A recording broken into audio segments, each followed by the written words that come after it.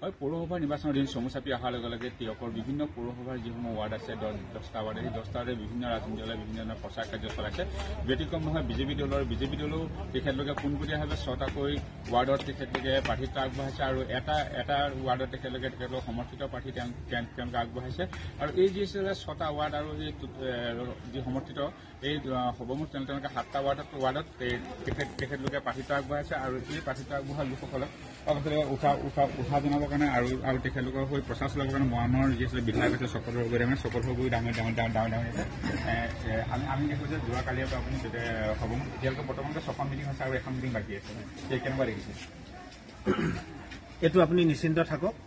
তিয়কত ভাৰতীয় জনতা পাৰ্টি আৰু অসম গণ পৰিষদৰ মিত্ৰজোঁটেই আগন্তুক দিনত পৌৰসভা দখল কৰিব এতিয়ালৈকে যি আপোনালোকে যি 6খন এতিয়ালৈকে আপুনি বৰ্তমান সভা আৰু এখন সভা বাকী আছে ইয়াতে যিসমূহ সমস্যা আছে বা যিখিনি যি বিগত যি 10 বছৰীয়া কাৰ্যকাল আছে পৌৰসভাত তেনেকুৱা ৰাইজৰ যি আছে অভাৱ হৈছে কেনেকুৱা সমস্যা ইয়াতে বিশেষ সমস্যা দেখা নাই কাৰণ আমাৰ স্থানীয় বিধায়কগৰাকীয়েও যথেষ্ট কাম কাজ কৰিলে পূৰ্বৰ দিনবিলাকত আৰু ইয়াৰ আগৰ যিখন আমাৰ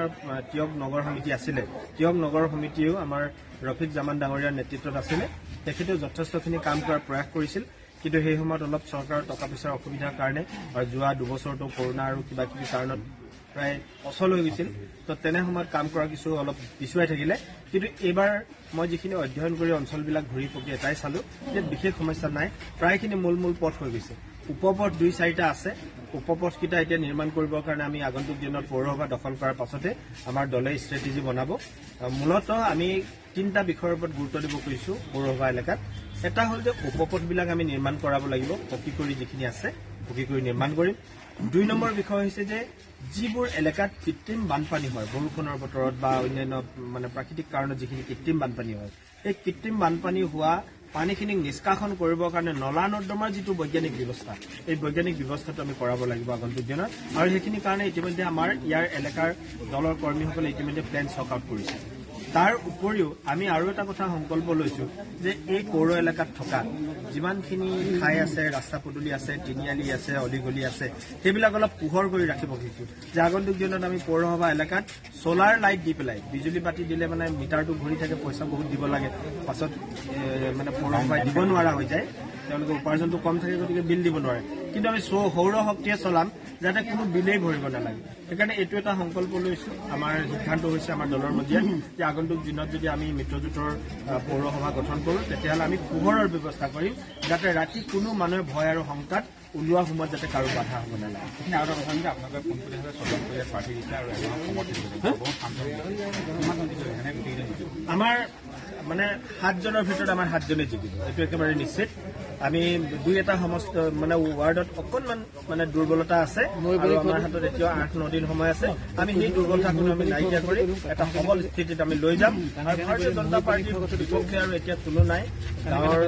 পৰা আৰম্ভ কৰি দুখীয়া ধনী সকলো মানুহে ব্যৱসায়ী বনিয়া যুৱক যুৱতী সকলোৱে আজি হিন্দু মুছলমান বুলি কথা নাই সকলো মানুহে ভাৰতীয় জনতা পাৰ্টিৰ লগত আছে বাগিচা বা গাঁও বুলি কথা নাই সকলোৱে শ্ৰমিক কৃষক সকলোৱে আজি ভাৰতীয় জনতা পাৰ্টিক আঁকোৱালি লৈছে যদিও আমি 7টাৰ ভিতৰত 6টা আমি পোনপটীয়াকৈ কংগ্ৰেছৰ লগত আমি প্ৰতিদ্বন্দ্বিতা কৰিম ক'ৰবাত 2-এজন নিৰ্দলীয় আছে কিন্তু 4টা সমষ্টিত আমি অসম গণ পৰিষদক এৰি দিছো তাত আমাৰ দলে তেখেতলোকক আমি সমৰ্থন জনাম এই যিটো এটা 8 নম্বৰ ৱাৰ্ডটোত অসম গণ পৰিষদেও এগৰাকী প্ৰাৰ্থী আগবঢ়ালে আমাৰ প্ৰাৰ্থীগৰাকীও আগবঢ়াইছো কিন্তু এইটো আমাৰ প্ৰতিদ্বন্দ্বিতা নহয় এইটো বন্ধুত্বমূলক এটা নিৰ্বাচনী খেল বুলি মই কৈছো যে এইখিনি আৰু আমাৰ তিয়ক পৌৰসভা আজি গঠন হোৱা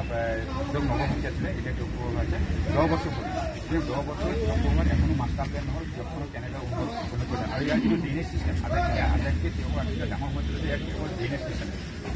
যে পানী হয় ইয়াৰ পানী ওলাই যোৱাৰ কোনো ব্যৱস্থা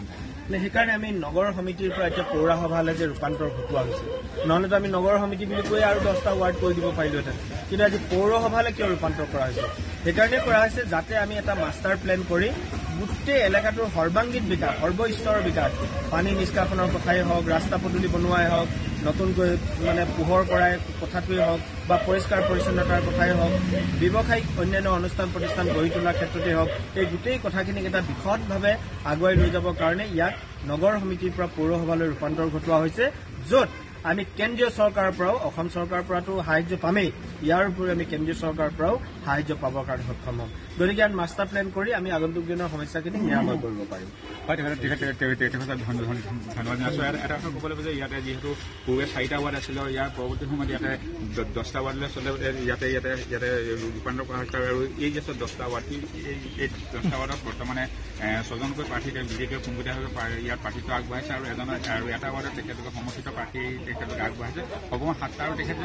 কৈছে যে প্ৰায় 7টা ৱাৰ্ডে তেখেতলোকে জয়লাভ কৰিব। সেয়া হয়তো 9 তাৰিখে আচলতে এই আচলতে ৰিজাল্ট হয়, সেই ৰিজাল্টৰ পৰা গম পোৱা যাব যে কোন প্ৰাৰ্থীয়ে